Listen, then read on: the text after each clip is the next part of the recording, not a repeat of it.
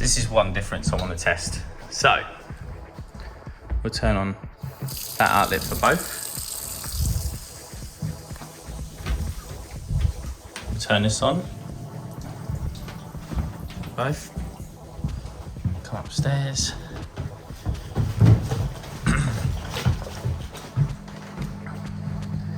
Turn on this. Good, still got some.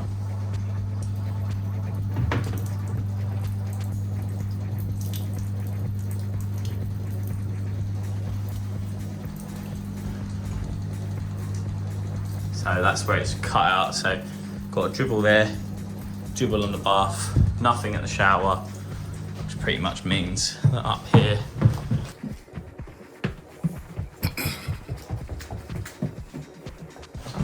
there, I don't think we're gonna have anything.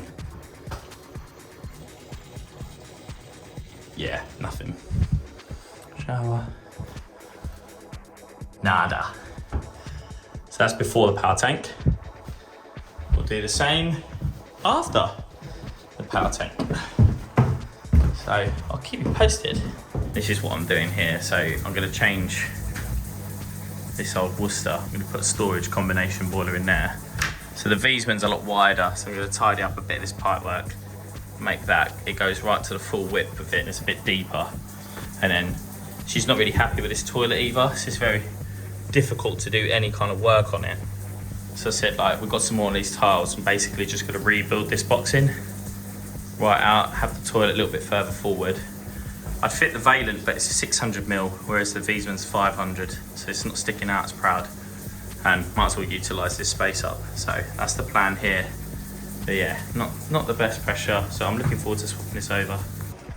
So, just turning this back on again. Nice to have an old stopcock like this that works. Put that on full rate. Obviously that gland's probably gonna go, give that a time up. Yep, of course it's gone.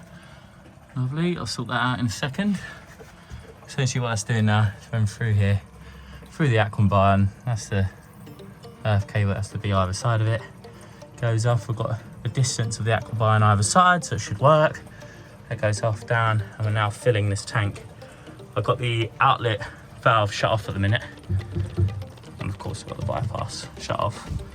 So this tank was able to like pack up, carries on.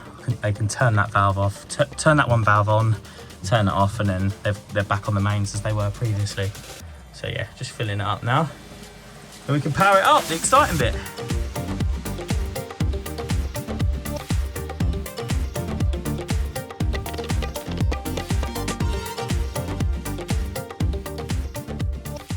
So what I'm going to do, that tank's now filled up.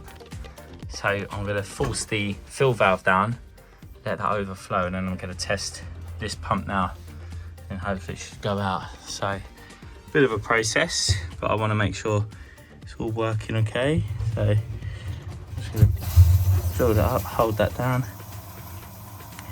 Obviously I'm not going to film this entire thing, but you can see that water level going up, and I just want it to topple over that elbow up there. So I've got a little while to go, and it should start trickling into there at some point. I'll show you that in a second.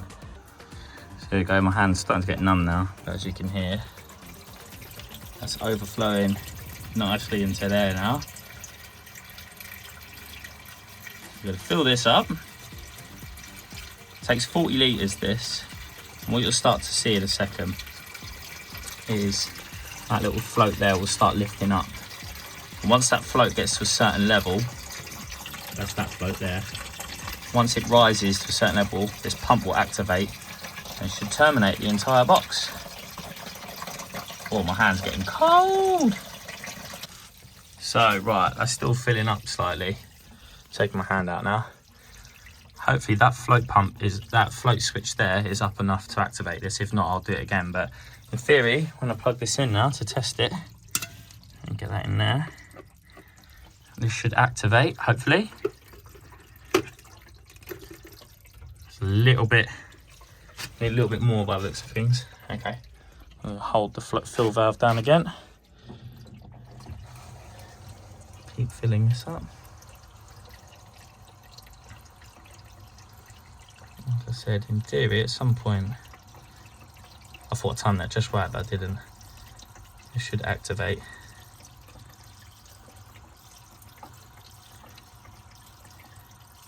Come on. Let's not make the video 400 years long.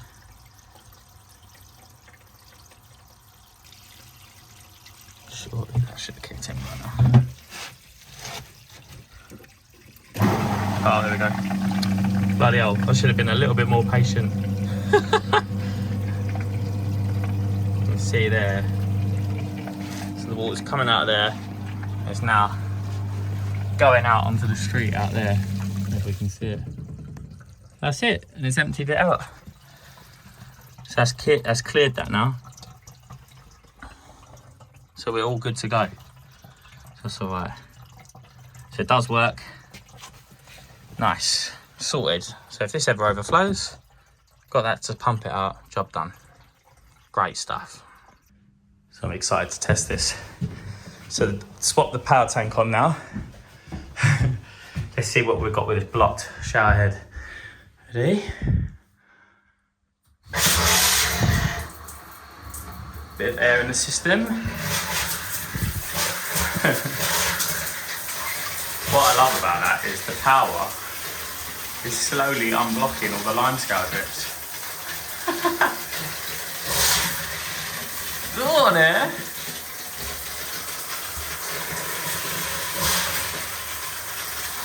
Oh, I love this. I'll give it a brush around that.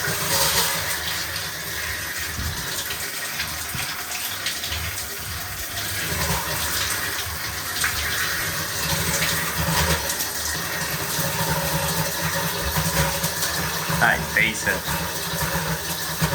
Most of them. Yeah, pretty much. So much air in the system now.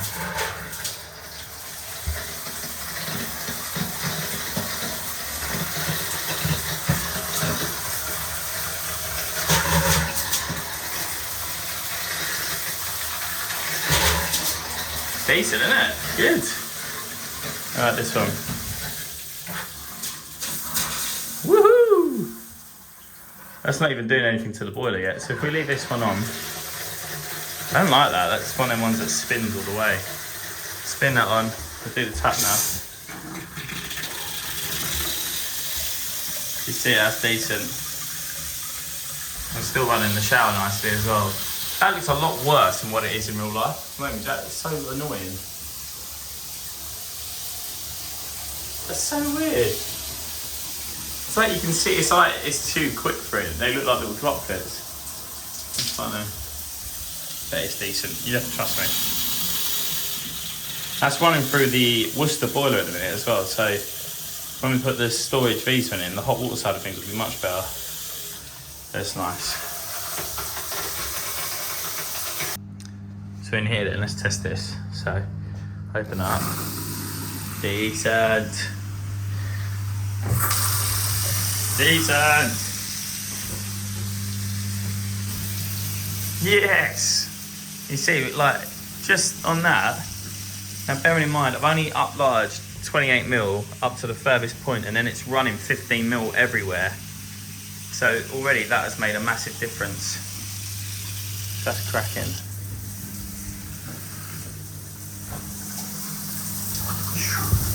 Decent shower now. Decent. Do you want to say decent a bit more, Todd? Jesus.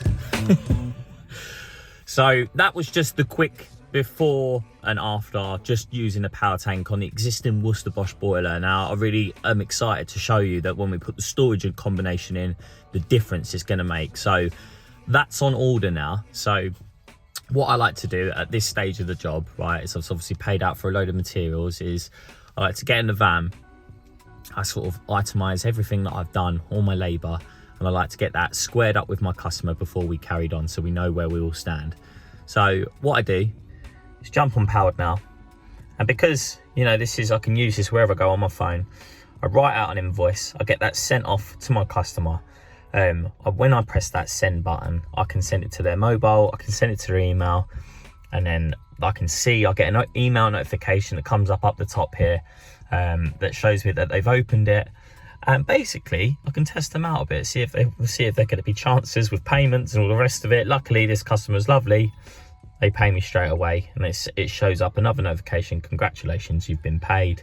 I can then sync that with Xero. That sort of syncs up everything with my accountants, and everyone's a winner. It's brilliant. So great use, great way to have this in the van. I'm very much getting the habit of getting into the van and getting it done before I leave the job, as almost like one last bit of my job. So it's almost like putting the tools away. I put all the tools away instead of I drive off. I'm like, let's get this done, let's get this ticked off, and I know where I stand. So brilliant. Well done, Powered Now. So get that all sent off, and I really look forward to showing you the next part of this series. It gets exciting. Enjoy. See you soon, guys. Bye.